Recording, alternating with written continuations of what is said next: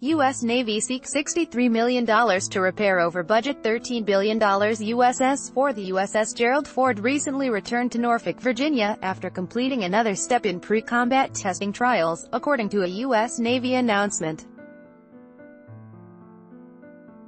The service has requested $62.7 million from Congress to repair and update the ship. The Navy said that a sweeping majority of the Ford systems that have faced technological, engineering and manning hurdles are now available and ready to go after arriving in port Sunday. The engineering team's efforts resulted in system improvements, serving to increase the overall system availability from less than 5% to more than 90%, the Navy said Monday. The service accepted the USS Ford from the shipbuilder in May 2017, and ever since, the ship has been moving slowly toward becoming the first Ford-class aircraft carrier to be a part of the U.S. carrier fleet. In a little more than 13 months since then, the ship has completed 81 total days at sea to test everything from launching and landing fighter planes to certifying the ship's air traffic controller center. Two of the newest systems on the Ford, the Electromagnetic Aircraft Launch System (EMALS) and Advanced Arresting Gear, have proven especially costly and time-consuming to perfect. These systems may finally be ready, if the omission of extra funding in the Navy's most recent request to Congress is any indication. "You have to be Albert Einstein to figure it out," U.S. President Donald Trump once said of the complexity of EMALS. Three issues have stood out in particular, according to the service's request for more funds for the USS Ford in June.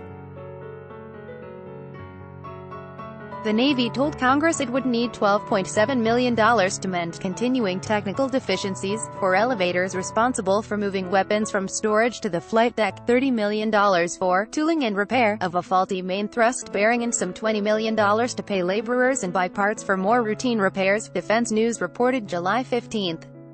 In sum, the carrier is expected to exceed the $12.9 billion congressionally mandated spending limit by $120 million before it has served a day in a combat theater, the Diplomat reported Thursday. $13.02 billion that has been appropriated for the ship, or is expected to be appropriated by an eager Congress that has also expressed willingness to expand the Ford class from 3 ships to 4, surpasses initial cost estimates by about $2.4 billion. For perspective, approximately 150,000 U.S. student-athletes receive university-level athletic scholarships totaling $2.4 billion per year, according to the NCAA. Ship delivered 20 months later than the Navy planned, with construction-related work still remaining and over 40 serious deficiencies that could impact ship operation or safety, the Government Accountability Office, a federal watchdog, reported in April. Sen. John McCain, RS, who was diagnosed with a particularly aggressive form of brain cancer almost exactly 1 year ago on July 20, 2017, captured the most salient issues with the government's procurement of the USS Ford in 2015. The Ford-class program is actually symptomatic of a larger problem, the dysfunction of our defense acquisition system as a whole.